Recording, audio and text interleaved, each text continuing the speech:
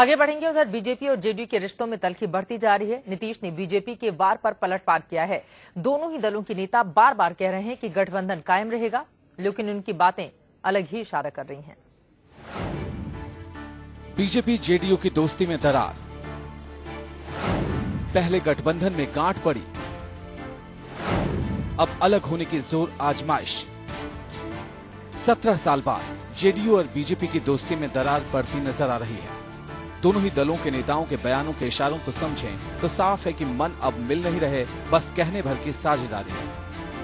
गठबंधन में गांठ पहले से ही दिख रही थी, अब इसकी डोर कभी भी टूट सकती है। मोदी पर एनडीए में महाभारत।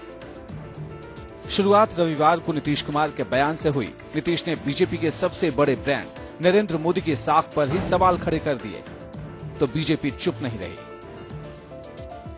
तब कल किसने देखा है?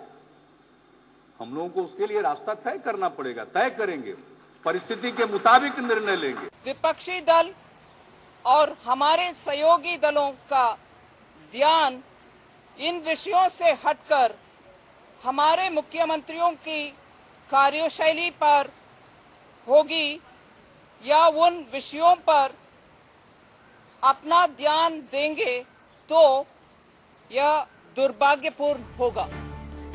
नीतीश की बातों से बिहार बीजेपी के नेता भी भड़क गए। आपे से बाहर होकर दिल्ली पहुंचे।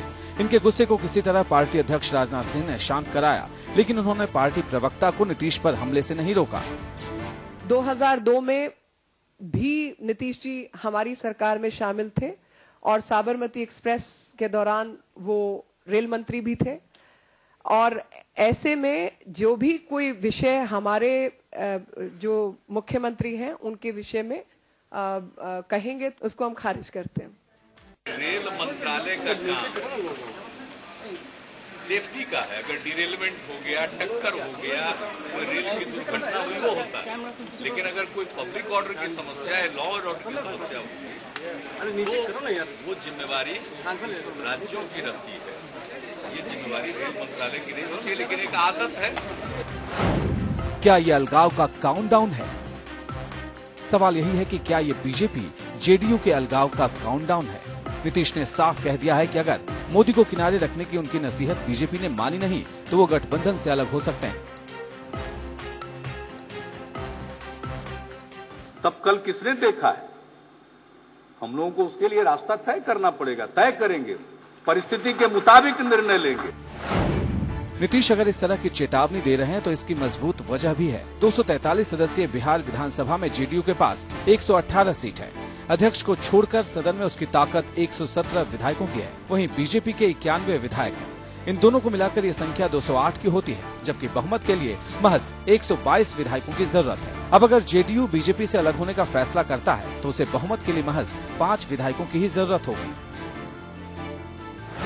बीजेपी से अलग होने के बाद अगर जेडीयू को कांग्रेस के 4 विधायकों का समर्थन मिल जाता है तो उसे महज 1 विधायक की और जरूरत होगी। विधानसभा में निर्दलियों की संख्या 6 है। ऐसे में उसके लिए बहुमत का जुगाड़ मुश्किल नहीं होगा।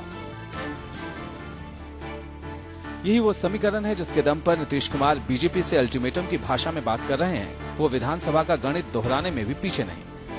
पक्वता के साथ उसका निदान करते हैं, हम एक दूसरे की इज्जत करते हैं। बिहार तो बहुत अच्छा चल रहा है और अब तक रिजल्ट भी बिहार का बिहारियों ने ही दे दिया। चाहे वो बिहार जनता दल यू हो या भारतीय जनता पार्टी हो, भाई उस मुश्किल वक्त में 2005 में जनता ने जिताया। बीजेपी का कहना है कि वो जेडीयू से कहीं आगे है। उसके दावों में दम भी दिखता है। जेडीयू ने 2010 के विधानसभा चुनाव में कुल 141 सीटों पर चुनाव लड़ा था, जिसमें से 115 पर उसने जीत दर्ज की थी। वहीं बीजेपी की बात करें तो इसने 102 सीटों पर चुनाव लड़ा था, जिसमें 91 पर उसे जीत मिली थी। इस लिहाज से जेडीयू ने 81% सीटों पर फतह हासिल की तो बीजेपी ने 89% सीटों पर झंडा गाड़ा। जाहिर है बीजेपी का औसत जेडीयू से बेहतर था। 2005 के मुकाबले जेडीयू को 2010 में 27 सीटों का फायदा हुआ था तो बीजेपी को कहीं ज्यादा 36 सीटों का लाभ मिला था। वहीं अगर 2009 के लोकसभा चुनाव की बात करें तो राज्य की 40 में से 25 सीट पर जेडीयू मैदान में उतरी थी। इसमें से 20 सीट उसने अपने नाम की। जबकि 15 सीटों पर चुनाव लड़कर बीजेपी ने 12 सीटों पर फतह हासिल की। यहाँ भी बीजेपी जेडीयू से कहीं आगे दिखी। यही वो वजह है कि बीजेपी को लगता है कि अगर जेडीयू से अलग होकर वो मैदान में खुद उतरती है तो घाटे में जेडीयू ही रहेगा, उससे फायदा होगा। जेडीयू और बीजेपी के नेताओं के बयान को अगर बिहार के सियासी गणित से जोड़कर देखें तो साफ है कि दोनों दल खुद को एक दूसरे से कमतर नहीं समझते। यही वजह है कि गठबंधन के खत्म होने के काउंटडाउन के कयास जोरों पर है। Bureau report, India news. इसके साथ ही सवाल ये उठ रहे हैं कि नीतीश कुमार क्या आडवाणी की राह आसान बना रहे हैं। सियासी हलके में ये सवाल चर्चा में है जब से नीतीश ने नरेंद्र मोदी की पीएम पद की उम्मीदवारी को अपनी ओर से नामंजूर किया है। आडवाणी की दावेदारी अचानक से ही मजबूत हो गई है। मोदी का विरोध क्यों कर रहे हैं नीतीश? क्या आडवाणी का रास्ता साफ कर रहे हैं नीतीश?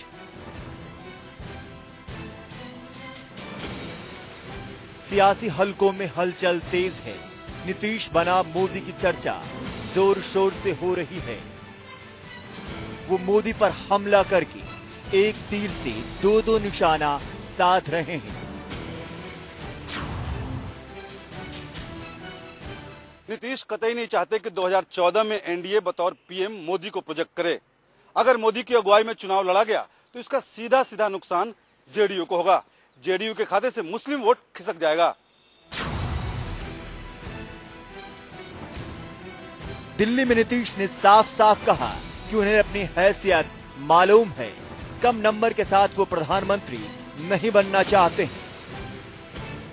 फिलहाल गठबंधन सियासी मजबूरी है, लिहाजा आडवाणी को प्रधानमंत्री पद का मजबूत दावेदार बनाया जा सकता है।